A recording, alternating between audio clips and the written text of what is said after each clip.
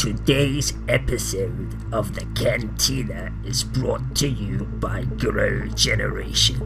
Whether you're at the Death Star or the Senate, they have everything you need to grow right where you are.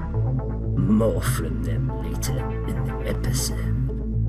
Welcome to a galaxy far, far away. Here at the Cantina Podcast, we provide top shelf service, including rumors, leaks, news, and reviews. Come in, order a Loman Ale, and remember, no droids allowed.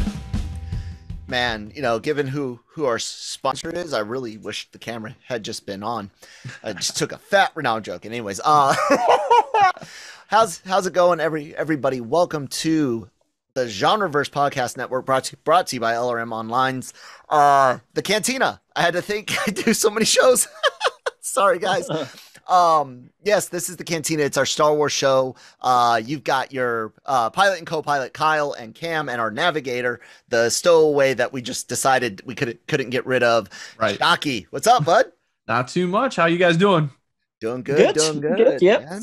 Cam, you hanging out good over there across the pond, as you weirdos like to say? Yeah. We've had some really strange warm weather. I suppose it's a result of climate change. Very dry weather for the last sort of 2 weeks here, so that's very unusual for this time of year in Scotland. I know. So it's been good. I know Shockey's answer. Coffee is life, right? Pretty much close to it. Okay. Yep. Cam is likely coffee is mostly life, but tea's a big thing there. Cam, how important is coffee to you? Is it life? That depends. So when I was working in the office, which at the moment I'm working in at home, I would drink a lot more coffee at work. At home, I was a bit more of a tea drinker, so I would have a tea maybe at night before I go to bed or something like that. I'll have a cup of tea, but now I'm having it in the morning. The only because I'm at home. Yeah, that perfect sense. And the only reason I bring it up, since we are in entertainment news and coffee goes with entertainment. Look how many shows and movies have centered around a coffee cup mistake or a coffee shop. But Brazil is about to have the lowest coffee crop since 2003, and analysts are predicting that consumption will outpace production because of a frost that hit the plants after water shortage. So, right. Well, I because I can do without it, I won't have any coffee for like the next year. They can synthesize so just to make sure that I'm helping you guys get your fix. I just use pure anhydrous and inject it into horrible brown water. So yeah, there's you guys' real world news for the first couple of minutes of the show. Let's talk about some other real world news. Not in the galaxy far, far away, but outside of it, and about it. Kathleen Kennedy in 2018 signed a 3-year contract deal. That contract deal, 110% goes through the fiscal year, as far as I know, October of 2021. Correct me if I'm wrong, guys. No, that's my understanding as well. Okay. Usually things are at least in the US, that October fiscal year for a lot of things, right? Not all around, but for many. So then you have everything between that, the Last Jedi, Solo, the only third Star Wars film to make less money than its predecessor. You have a toy sales slump, but then you have super big successes like the Mandalorian season 1 and 2, reactions to announcements of news shows, the re-releases, reprints of certain EU Legends books. You have all of that, and then you have this comment made last year by the Bobs that Kennedy's not going anywhere. Well, even more recent, in the last investors call, Bob Chapek basically said that. I thought that was like December, wasn't it? No, it was in March, February, March. Okay. Yeah, it was the first. Yeah, it was the first investors call. Yeah. He got. It was basically direct questioned. I thought that about was Kathleen before. Kennedy, and that's what I'm talking about. Yep, and he said that they're looking forward to seeing Kathleen guide Star Wars and Lucasfilm for the next few years. 110%. And then you have the other side of all this for the last 2.5 years, basically. He almost 3. You've had the Kathleen Kennedy is being fired crowd every day, every week, every month, right? Again and again and again. Kathleen Kennedy's being fired. Kathleen Kennedy's being fired. Leading up to the Bobs getting asked that question and Disney and giving the answer that would have been political, lie or truth is the right political answer. So you have to take it at its face value at that point, because you know that's going to be the answer no matter what. Right. And you still have those assholes that just, getting fired. Well, after that conversation, and even before that conversation, I know Cam and I and Brian and I both talked on air that, hey, we don't think Kennedy might be leaving. She might finish out this contract. Like it might be going all the way through. Because even when they were talking before the drama tubers got going, we were like, could she go because of the Solo fallout? Not she is going. It was a could she go? There's always a potential for some kind of change. But I think since the conversation started to come out, things have gone better for Star Wars in terms of the franchise and how it's being received. 100%. And we have to give her the credit, because her name's on the top of the board. If you give her the blame, you have to give her the credit as well. Exactly. You can't do one without the other. And I think there's a lot of people do try and do that and say, well, everything that's good's actually been Jon Favreau and Dave Filoni. But everything that's bad's been Kathleen Kennedy. Did she have to say yes to any of it? These things, no. I mean, that's just not how the business works. Kennedy's not the writer. She's just making the best decisions you can. And you can either, say they've been good decisions, or you can say they've been bad decisions. For me, there's been some good ones and there's been some bad ones. I think on balance, the bad ones are stronger than the positives, but at the end of the day, you can't reverse time, so we have to move forward, and the positives have been more recently. Right, and that brings up the point when they said that she's staying. You and I, and it's on audio. I'm going to find it, and then we'll go to Shockey's take on all this as well. We said she will never be fired. She will retire, whether it's at the end of this contract, whether it's after another contract. Does she go year by year, month by? She will not be fired. She will leave of her own accord. And lo and behold, there's some rumblings about some of the way that they're restructuring all of Disney to be led by the marketing teams versus the production teams. Yeah. All of that's feeding into this thing about her leaving again, but it's not being fired. It's you hear me, Doom? It's not being fired. She's leaving. She's retiring.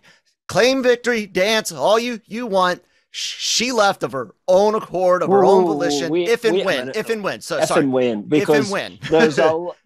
if and when she would leave, it would be of her own accord. At the moment, say that she is going. So where did this come from? Right, this comes from a Business Insider article. All right, and in the Business, I'm going to read out to you what it says in this Business Insider. I'll bring it up on screen.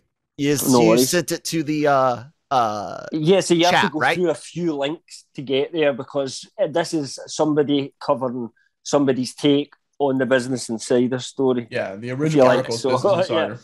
So the original Business Insider story mentions nothing to do with Kathleen Kennedy, all right? It's got nothing in it at all.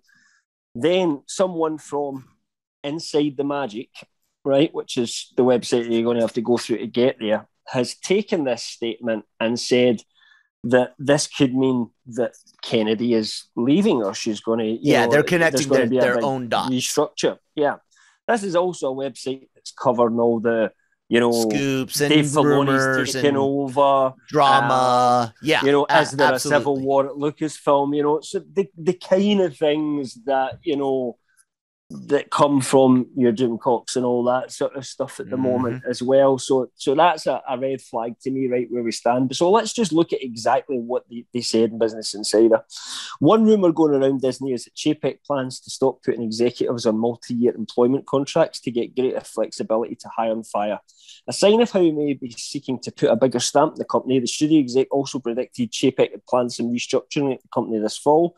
Some of Iger's closest lieutenants, the public relations consigliere Xenia Musha and the general counsel Alan Braverman, are hitting the exits, which will give Chapek more freedom to alter Disney's power structures. Disney is working to replace Musha and using the opportunity to overhaul its corporate communications strategy, two sources told the Business Insider. What has that got to do with Kathleen Kennedy, other than the fact that we know there has been a lot of restructuring going on anyway? But this is not anything to do with the likes of who runs the studios. Kennedy runs that studio. Feige runs Marvel. There's other studios, within Disney that are run by different people. That's not the same as the whole, upper echelons of the Disney really power structure, which is the overall company. And that's really what is being referenced here. Now, they have done a shake-up. I mean, Dave Filoni got an official position. He was kind of doing it anyway, but they've updated, the website officially to give him his kind of his official title now. So, there is lots of little restructure things going on. And you and I have discussed this in many cantinas before. Compartmentalization, that, you can't have one person doing absolutely everything. Kevin Feige does not, have his finger in every single pie of everything that happens within Marvel. He has a team. I think he calls them the committee or something like that, which is his closest allies that he trusts. And, between him and these other people, they're the ones that organise whatever's going to happen, So, he doesn't, these are people that he trusts, and he steps in where he needs to. It's probably a similar kind of thing they're doing now 100%. with Kennedy, but we don't know the exact details on it. But again, just to be clear, there is no current signs that Kennedy is either going to re-up her contract or nothing. There's no word at all. Nothing. We don't know. When I was speaking future, what's not prophetically, but as if the event had happened. Absolutely agree with you. That's what I was getting at. And when people would claim eventually. Right. And that's what I wanted to bring up fired. Now to Mike, your take on all of this, and what will the battlefield look like afterwards, and what will the people do with no more drama? There's always going to be drama. I know. As long as there's social media, there'll always be. Yeah. So I can't wait for them all to turn against Dave. Yeah. I mean, we've reported on it in various different forms, whether it was written article, Joseph and I have written, plenty of articles well in the past before even Mando season 2 that Kathleen Kennedy wasn't going anywhere. And, when the real, fire had been, when Rise of Skywalker. Yeah, when there was a real possibility. Yeah. And, we were one of the few outlets that kind of contradicted most of the other outlets, saying she's going to be fired. And, from people that, I trust within Lucasfilm, and also I've gotten to know some people in Disney, higher ups, that it's just not happening. Or the drama there, the conflicting civil war. So here's the thing, and this is going way off of like Star Wars and Cantina, but kind of more economic standpoints, is that a lot of businesses are restructuring contracts at the higher levels. All right. When economies are doing great, you love to sign executives to these multi-year deals, lots of, bonuses hidden within the contracts and stuff. And what's been basically, you know, over the past, you know, 15, 20 years, what's basically been showing is that most executives don't live out their contract. It's very rare that, you know, a 5-year contract is lived out by executive, because either they leave for another better job that they get some more money, or B, they do something that tells them they get let go, or they didn't meet, you know, the quotas or whatever. Exactly. You know, a contract's only as good as the paper it's printed on. Right. Footballers and professional sports players have contracts that they break or that get bought out every day of the week. And that's the key thing, is that a lot of businesses are having to buy out contracts, right? Yep. You know, a CEO gets let go, an executive lets go. They have what's called a golden parachute, where, you know, and if they get let go prior to their contract expiring, they get X amount of money. And so to save money, what Chapek's doing here to save money in that aspect of it is not necessarily like threatening to, you know, fire people. It's just saying, look, in the sports world, it's more common where athletes are signing shorter and shorter contracts because it gives them more flexibility, allows them to make more money. And it's easier to navigate all these contracts of saying, okay, instead of doing these 5-year contracts, we're going to do, you know, 1 to 2 years. Not saying anything negative about it, but you just basically, you know, when it's time to re-up, because you see it in the professional sports contracts, or, you know, an athlete signs a 10-year contract, right? And it's, you know, ridiculous amount of money, you know, and then 3 years in, you get one of two options. The team is not happy with the performance of the player in that contract and wants to let him go, and then they have to eat this big amount of money. Or two, the player says, oh, I signed for too little, now I'm going to hold out and I want more money, right? Executives can do the same thing in a sense, and they do, you know, where if they feel they're valued more than what their original contract they signed, then they say, oh, okay, I'm not going to do this until we renegotiate, or I'm going to go look somewhere else that's going to pay me that. So by doing this, it allows Disney to be more flexible. It's more financially, you know, safe for them. So I understand that. Out of all executives and higher ups at Disney right now, Kathleen Kennedy is at the bottom of a high risk. I would say Pitaro, head of ESPN, is the one that we will see leave, you know, whether it's his choice or Disney's choice in the near future, because ESPN's, you know, here in the United States, at least the subscription rates to ESPN Plus are down. Is that because there was so little sport during the pandemic? No, it's been on the downside for a while now. Piracy issues or something like that? Not really. It's just since Pitaro took over, so ESPN used to be just a general all-around sports, you know, coverage, and now because of the contracts they've signed with the NBA, with college football and stuff, they heavily focus on these specific sports. So they don't take, you know, they don't have shows that, you know, that cover, say, like NASCAR. Hockey is often. Exactly. Hockey is on. You rarely ever see any, you know, hockey shows. Hockey runs at the same time as NBA, and they cover NBA because NBA brings in more viewers. And they have a specific contract with them. And so understandable, but because of that, there has been a drop in viewership, you know, year by year on this. And then ESPN Plus is the lowest subscribing services out of all the Disney subscription services with Hulu, Disney Plus, and so forth. So I could see Pitaro being moved around to something else. And a lot of people complain about ESPN blending more outside issues and stuff outside of the sport, and not even necessarily things that are affecting a particular team or player, just things in general. And people, sports used to be escapism. Like the whole reason people love sports was to be able to just turn off your brain, not care about anything but numbers, scores, hits, goals, whatever. And that's been invaded, and a lot of people are realizing people need escapism. But anyways, so going back to it, Inside the Magic takes this article, and listen, I like the website. They're very I've been a fan of their website, because their concept was to cover the Disney parks news and, you know, updates on rides and everything. So you know, me being a big time Disney fan and going to Disney World, you know, a lot, you know, I always read their things, but I've read sometimes I've talked to several articles from things that I could and see. So they've expanded and they're starting to cover, broader news outside of just the park news and dealing with Disney. So this is one of those things anything where, that's getting kind of related to Disney loosely, they want to get in on. Yeah, right, absolutely. Exactly.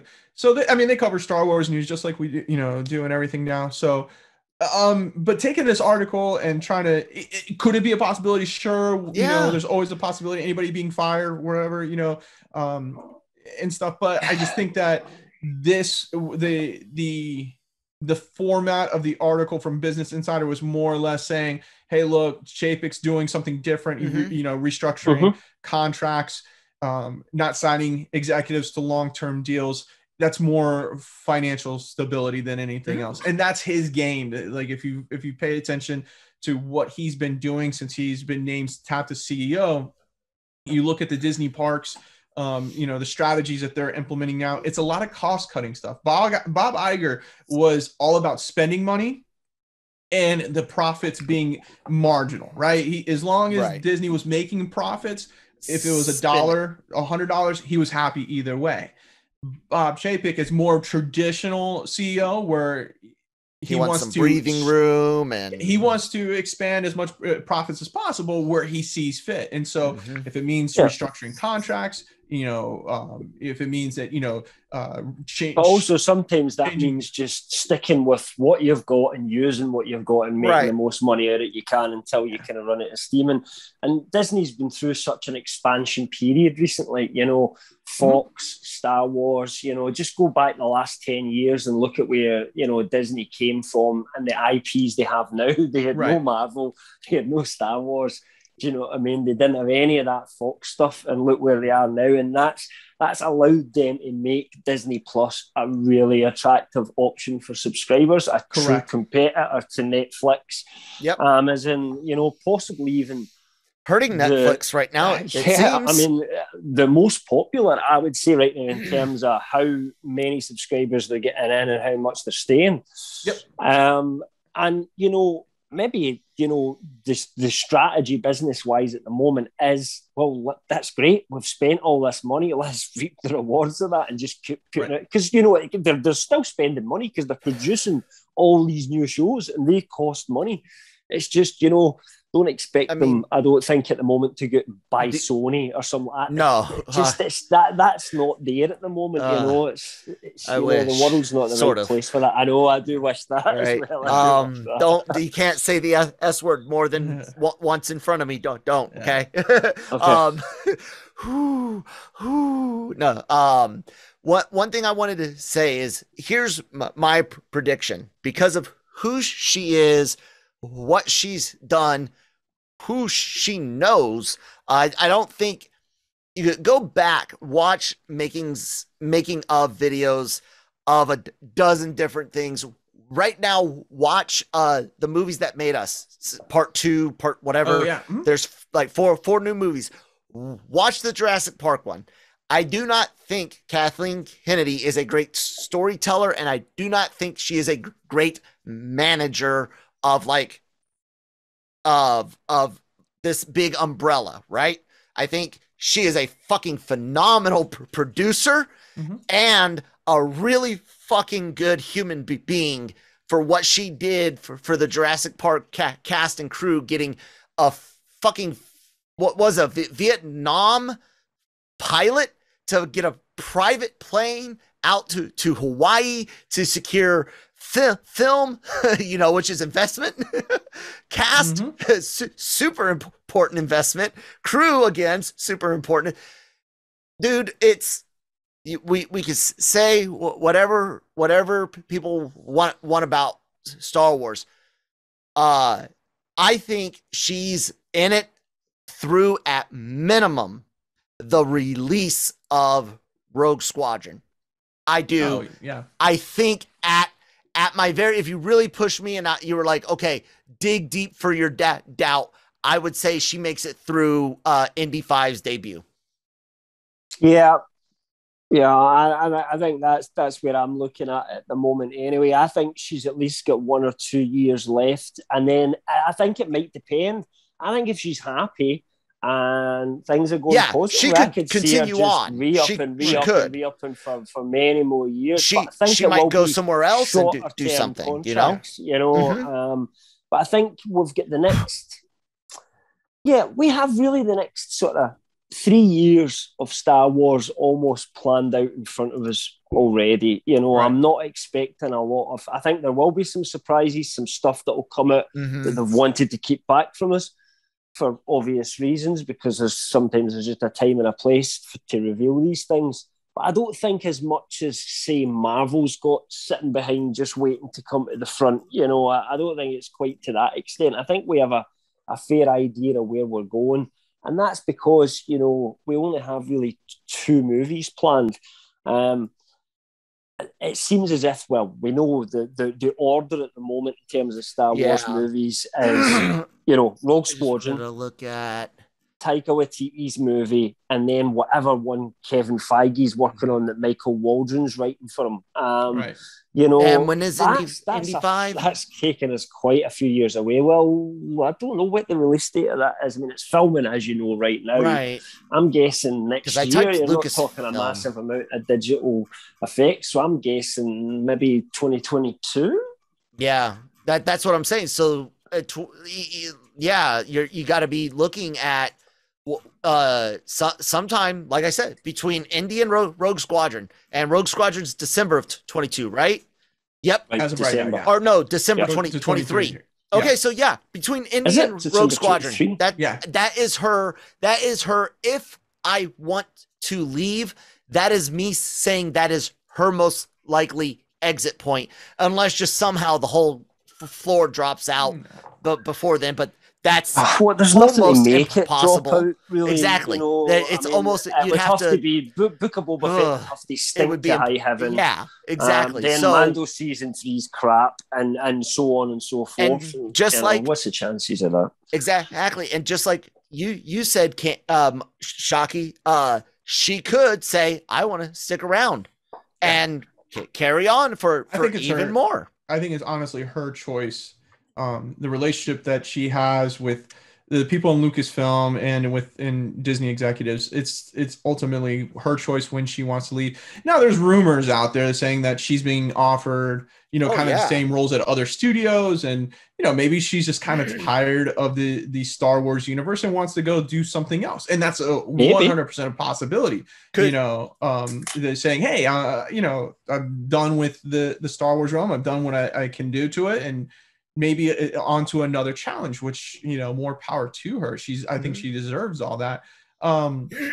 You could imagine somebody like Netflix would poach her up in a second in terms of the contact she's got. I mean, they'd be in there like anything. Yeah, correct. Any other major studio would definitely give her a great contract. And what you have to understand is 2 things is what she's done for Star Wars, whether or not you want to talk about, her choice in films or whatever with the sequel trilogies, is number one, she's broadened the Star Wars universe fan wise, right? Yes. For a long time, it was a boys club, Star Wars was a very generic, just guys, older, people that watched the original trilogy. You had some fans that were fans of like Leia, females and, all different types of, backgrounds.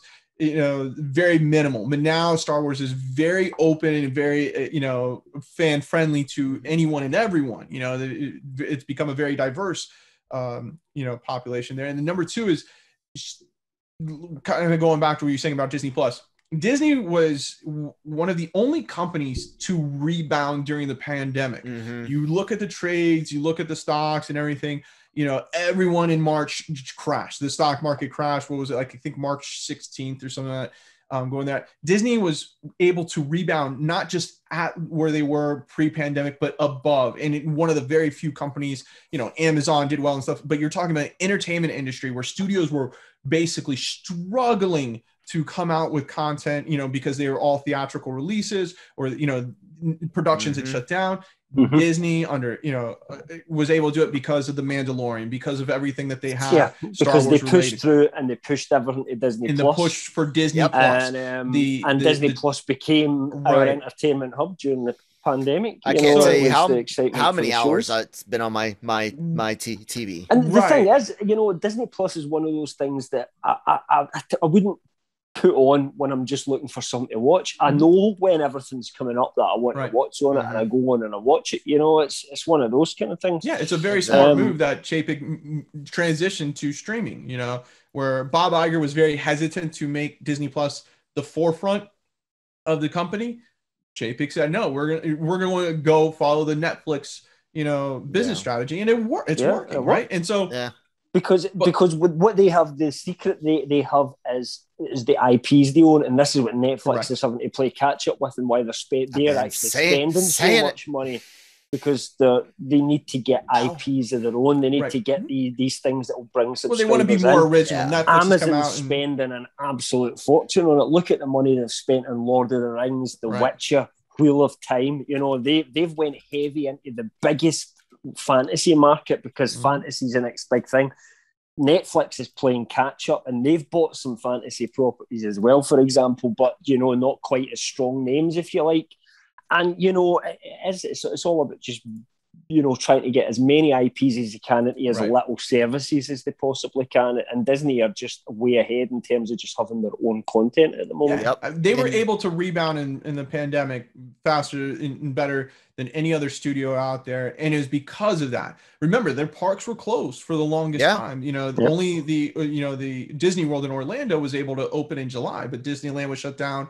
Paris tried to open up, shut down. So where a big moneymaker was through the parks, they lost money on that aspect of it, but now they're making so much money through the streaming services that they can do this. And the reason for this: new original content from Star Wars, then Marvel, now back to Star Wars, and you're going to see this like ping pong effect. Yeah, where you're going to get Star Wars for a year, Marvel for a year, Star Wars for a year, Marvel for a year.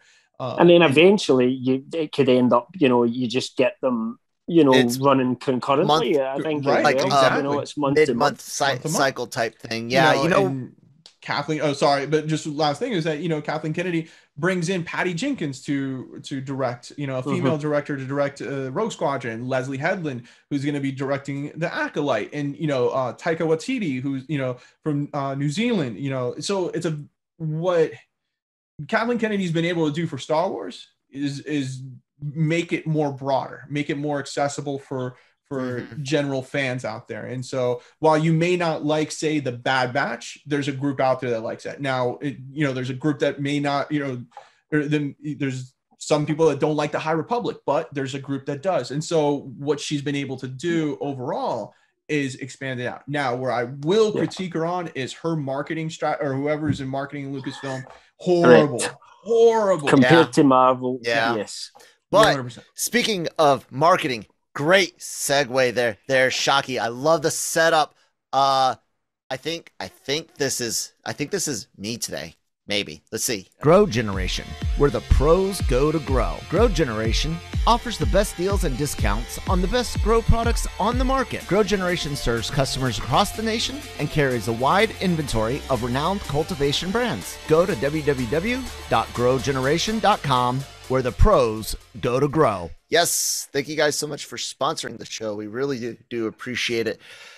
Growing is not an easy thing, and making little Mylar tents for your grow area. Check them out. There's lots of good tips and tricks and equipment. So, last thing on that whole ordeal is nothing's happening right now, and when it does, it's 99.999% likely her choice. Yeah. So that's our stance. That's LRM Online's stance on this. Well, also too, remember, like, I think it was definitely pre-pandemic, and I'm pretty sure it was the beginning, of 2020. We, I told, through sources and stuff that, we posted on there that we wouldn't see a Star Wars film till like 2023. Yep. And there was reasonings behind it. Me and Jammer talked about it on the morning show. Yeah. Yep. There was a reasoning behind the method to the madness to it, and it was a lot to do. Shift to stream. and Kennedy's kind of involvement with that. There was a, let's take, it was kind of Star Wars exhaustion, from the theatrical, production of it. They wanted to take their time. They wanted to get the right directors. They wanted to get the right stories out and stuff. And so that's there was when kind Chapek, of or not Chapek, but Iger took responsibility, and If we find out if Obi-Wan Kenobi ends up being as good as we think it's going to be, right? We're all kind of a bit excited about it. Well, Kyle's not sure. You guys are going to be but excited. I'm hyped about it, right? But I'm nervous. The movie we would have got wouldn't have been anywhere near on that level. No. The original script, I'm telling you right now, was not as good. There was. I already told you guys what it was, and you as far as I'm concerned, there was no Vader in that, was there? No, the original. It was just going to be Ewan McGregor. The search for Obi-Wan. It was a kind of a, new characters. Specifically, none of the original, or any really major original characters returning. And some people compared it to the Mandalorian story, type deal. But it wasn't good, and there's a reason why it's taken so long. Is that there was a coming to mind as saying, when Iger purchased, Lucasfilm and said we're gonna push Star Wars out every year a movie. Yeah, we're gonna get Star Wars. When you he was do it probably that way, getting pressured for that because he'd spent all this money and he was probably under pressure to make right. Much No, without a doubt. I understand the business model. I understand. They made their money do back, the Marvel thing again. Do the Marvel thing again. Yeah, do it now. Yeah. They went too far, too fast, without enough of a plan, and they did make an ass of it. They did make an ass. Yeah, we can go back and all the different interviews and different documentaries made about it. How it's not going to change. They're not going to erase that now. So we just have to live and learn, things and they did going forward. Right? Yeah, I mean they did. They here's my final. Here's where I think Kennedy ends up. No. Here's where I think she ends up. This is after she's decided. She's done with Lucasfilm, right? Mm-hmm. Oh God. Whew. She takes over Sony and makes it good. Oh, Bob! Possibility. Could you imagine? Could you imagine what I would have to be like to sit there and see her? Whether it's just her picking out the right person and knowing to stay out of the business, or to get all up in it. Who knows? Could you imagine? Could you imagine? The first thing she did Spider-Man right? So, Could you imagine she did Spider-Man right? Kathleen Kennedy would do if she got that job is pick up the phone and say, Kevin, how about you guys just run all this Marvel stuff? See, that's where I don't. Yeah, exactly. I don't think Sony's ever going to do that. And we make money. You make money. Everybody happy, and that would be that. And Sony's focus on the rest. Yeah, it would be very difficult to do that because I didn't think about the selling of. So I just thought about like her doing Spider-Man right, her doing Ghostbusters right. That would be immediate profits. That would be that would make fucking business sense right now for Sony to do anyways. So sorry guys, you're not going to make. You will not make $6 billion off this franchise. A fortune, and they're going to get 75% of what they make off No Way Home. I didn't think of her selling stuff because you're right. She would make a good business sense, a good business choice. Yeah, because she just knows everyone, and she could probably sell it for, or Sony could probably sell to Disney for around the range of like. I would say I think it would beat Luke. Yeah, I would beat Lucasfilm at $4 billion and go to around the 6 to 8. For the full Sony, are we talking about the Spider-Man? All Spider-Man rights back. Yeah. Considering what they paid for it, that is. It would be immediate. Considering they paid less than that for the entirety of Fox. Not only that. I mean, that just shows you the power of Spider-Man, doesn't it? Anyway, not only that, but look at what they would have to. Just think about what they'd have to. How many movies they have to make profitable to make $6 billion anyways. Right. Last week, guys, we had a big reveal, some information that we had been verifying, checking, ensuring people are safe, good to go, happy with the approach, all the things you do when you're not a sensationalist, when you're not a freaking scoop cider scoop channel. And I'm not saying all of them are bad, but we're that's not our like field. So we don't just run with things. We want to make sure we're doing everything we can for our audience, readers, our sources, and our own asses. So I hope everyone really appreciate the reveal of the Thrawn and Ezra casting here on the Cantina Live last week. And thank you guys all that hit the subscribe button, that joined us live in the chat. That was awesome. I know Shockey loves answering questions about the things that he was asked on the business side and release side things. It's great. Something kind of cool kind of happened this week to coincide with that. When Miss Rosario Dawson posted on Instagram, Instagram. That she doesn't say yes he is. She says it's the best news ever, but I don't know, guys. That kind of seems like a backup, doesn't it? A little bit bit of a backup. What I would say is Dawson has taken down for this, too. doesn't she? Yeah, it is taken down now. But obviously the internet, nothing's ever there. I could bring a picture up it in my phone right now if I wanted. But yeah, my take on it is Dawson has previous for this, because we all knew she was playing Ahsoka. And yet, it's so surprising that there was still, you remember at the time before she actually appeared, there was so many fans still denying that Dawson was playing due Ahsoka, to Star Wars' horrible marketing campaign. I know. But she literally came out at one point and said, it'll be great when that gets confirmed. Right. You know, that's what she said on it. And then it was like, it all went quiet after that, you know.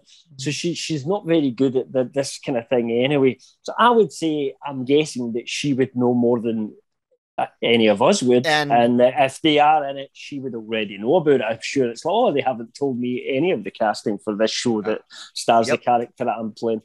And it follows the takedown follows the exact same thing with Jamie Foxx and Alfred Molina, and who else had a social media post that had to be taken down for leaks or spoilers? Vincent there you go. That was very recent. Yep. So I'm just saying, guys, what is it in Twister? Where the rabbit, and in this case the rabbit is good and the rabbit is wise, people.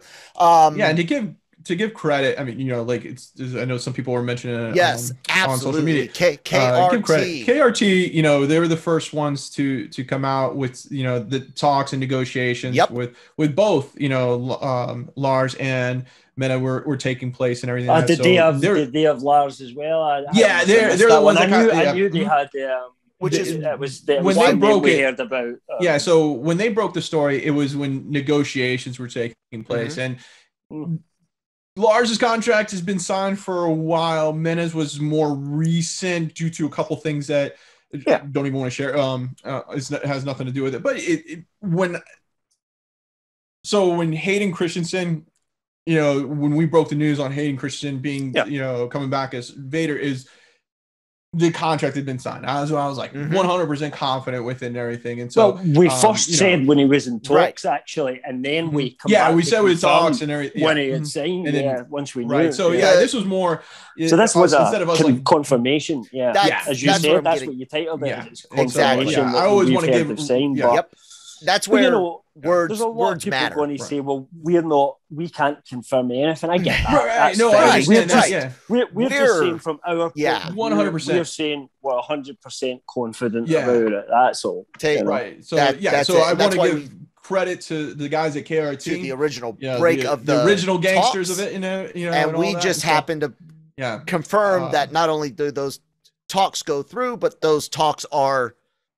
They're happily sealed, and that's why that's why I like the the words are so fun, aren't they? All words are made up. But that one matters, and you're confirming, backing up, is way different than the initial things, and we made sure to thank them and mention them in the podcast and in the write up.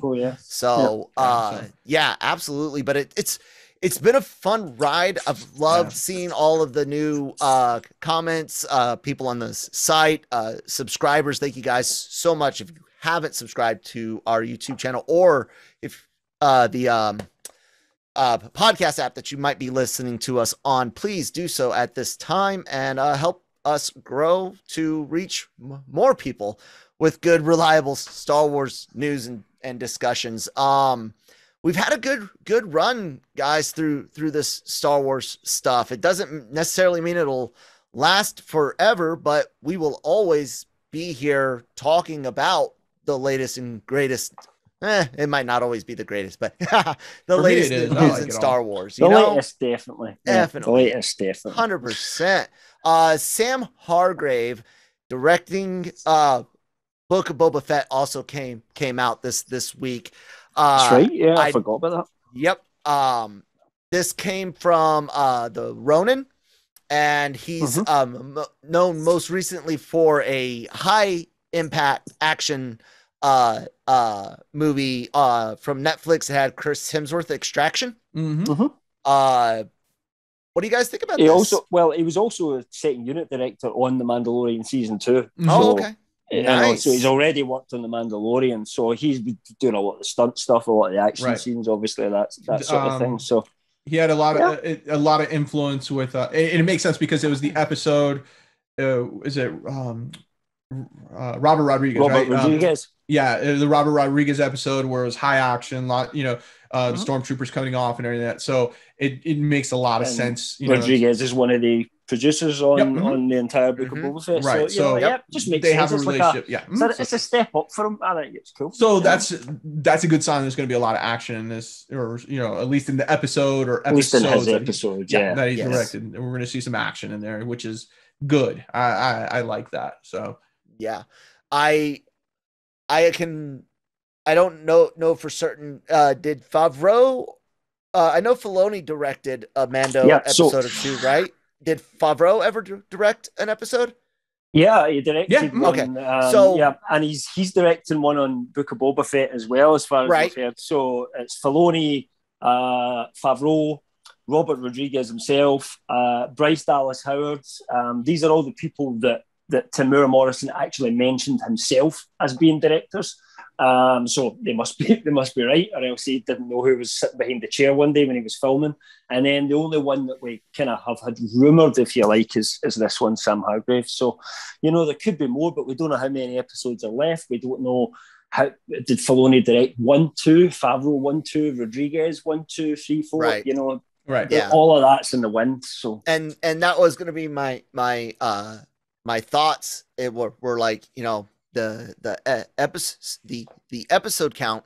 And sorry, my son was freaking out from a bug. I was trying to figure out if I needed to go or not and make out the words. But crap. I was wondering who else could potentially direct this, because I knew Rodriguez would likely do at least one, if not two. The announcement of Hargrave, I almost said Hargreaves. Hargrave, the announcement of him was cool, and I started wondering what other high octane action type directors out there would even be interested in doing something like this, or if it's the thriller action we think it's spy thriller we think it's going to be. Who else would you guys like to see them bring directors in? Or does it have? I don't know. I'm not sure about that. It's multiple directors, because what's his name? The original. He couldn't make it to London. I can't think of his name. Ben Caron and Susanna why? So the original director, that we wrote about I can't think of it. Yeah, the original director, when shooting took Toby place, Haynes. maybe, I'm not sure. When I can't. It's all like I'm drawing a blank. But when the original director wanted to, or when production was starting, the original director couldn't do it because of COVID restraints and restrictions. Tony Gilroy. Tony Gilroy. There Tony we go. Gilroy. That's it. He was the showrunner. Yeah. Now or he's Andor. and so his position has changed as showrunner, but he was supposed to direct, I think, majority of it. Right. Dork Side of the Force reporting from trying to find their. I remember seeing the tweets when it came out from Tony, but and I think we ran with that story and everything. Yeah, they've got it cited. I just can't find it again. He tweeted it out basically saying that because at the time when production started, COVID and Karan and White are joining Toby Haynes with Tony Gilroy as the showrunner is what Dorkside, which is part of Fansided, it says. And so that's interesting. I don't recognize those names, but is there anyone you guys like? The fact they brought in a Rodriguez, that just blew my mind when I saw his name. I was so stoked. And then even bringing in Peyton Reed and the fact that he did the Spider Ice Spider episode. Who would you guys like to see, and in what show do you want to see them in? Director's chair. I can't think of anyone really, to be honest, off the top of my head. I have not knowing much about how Book of Boba Fett will go. I mean, considering who we know is actually in there at the moment, I think they have a massive amount of talent there already. Not just Book of Boba Fett. No, I'm saying like if pick a director you want to see touch Star Wars. That's what I'm getting at. Gotcha. Okay, let's get Ridley not Scott a movie, not a movie, a show, a show, guys, a show. Have you got anyone? Yeah. Ridley Scott, and let's do Gladiator in Star Wars version of it. Let's do the bring the Rancors back. Have them, have a Gladiator come out fighting the Rancor, defeat the Rancor, just stand out there. Are you not entertained? Is it a Gamorrean Gladiator? Sure. My pick, straight up for an episode or two. I think he's now too big for it, but I would just kill for it. Chad Stileski, John Wick director on Andor. Not for Andor. Yes, dude, I would have him with lightsabers. I would have him in some sort of type of Sith or Jedi. Maybe later. The work that he does on John Wick. Could you imagine? I don't know. Destruction? But is that no more suited to bounty hunters rather than sword choreography? I don't know, man.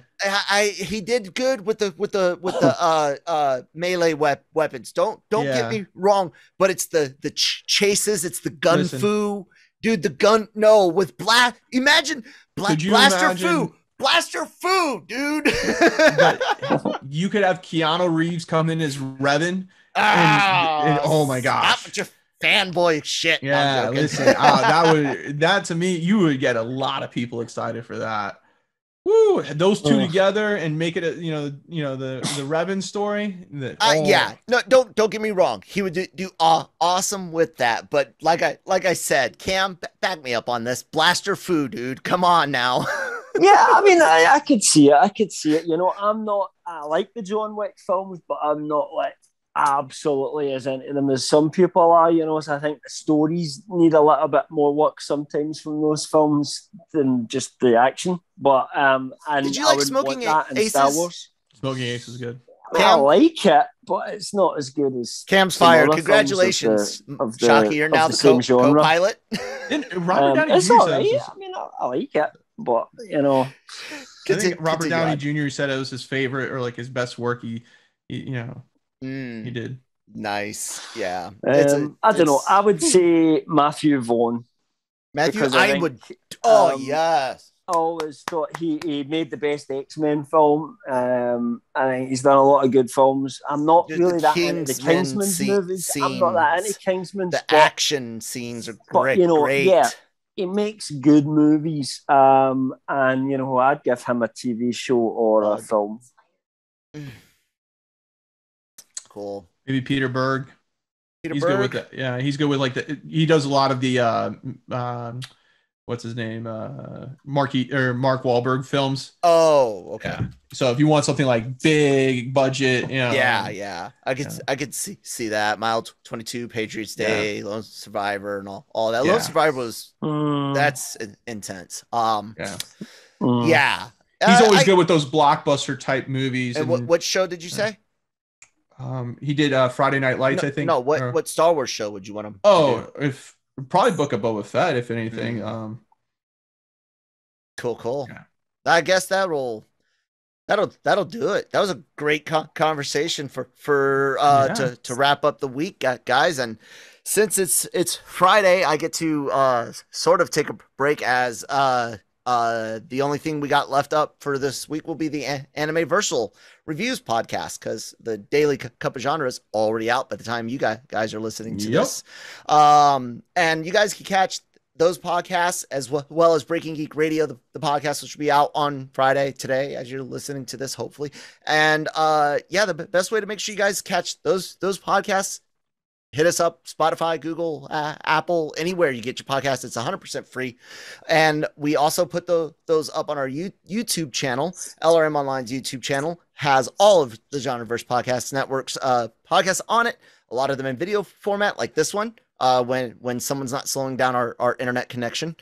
I'm looking at both of you. And, and then the Anime Versal Reviews Midnight Run has videos with puppets. Think about it. And of course, the Daily Cup of Genre is a daily video podcast with myself and Manny Gomez.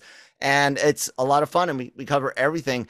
All of that, also a crap ton. I know I was cursing earlier. I try to keep count so we can keep money. But we have a lot of really great interviews. We had Matt Damon.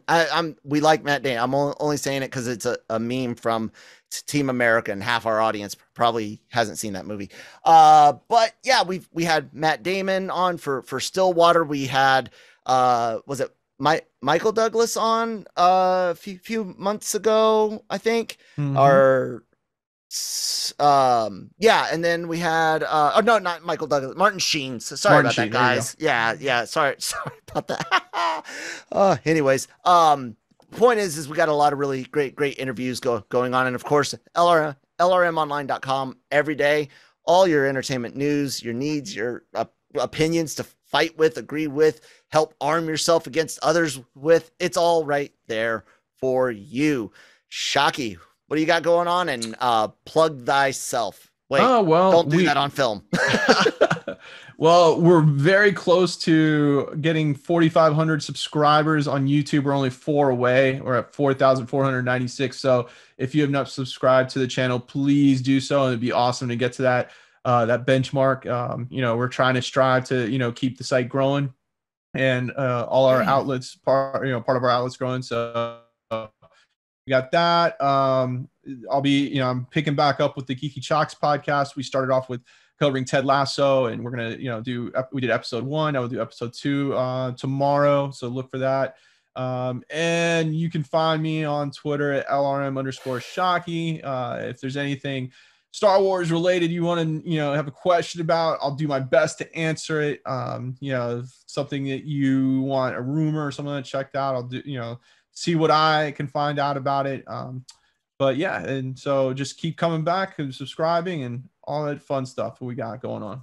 Got it. I see Cam is muted. Cam, are you good right now, or should we? Yeah, I'm fine. Okay, go ahead, bud. I didn't know if you had maybe had to step away or something. Yeah, no, there was noise in here, so I just muted for, see. Yeah, you can find me at LRM_Cam. Company lrmonline.com. Weekdays, I'll be covering myself and the other writers that work for the site will be covering as many stories as we can. The most interesting things, obviously, can't cover absolutely everything, but we'll try and pick out the most important stuff to get the maximum news we can to you guys as we can get it. Very cool. Well, guys, the rest of our social media information is down below, hyperlinked, and everything that we possibly can. Give us a like, give us a follow, and help spread the LRM online and genreverse love, because we like doing this a lot, and we would love to continue to do it, and we would love to continue to do it for you guys for 100% free. So help us do that by just helping us grow and get some sweet ad revenue. With that, ladies and gentlemen, thank you so much for listening this week. Take it easy. May the force be with you.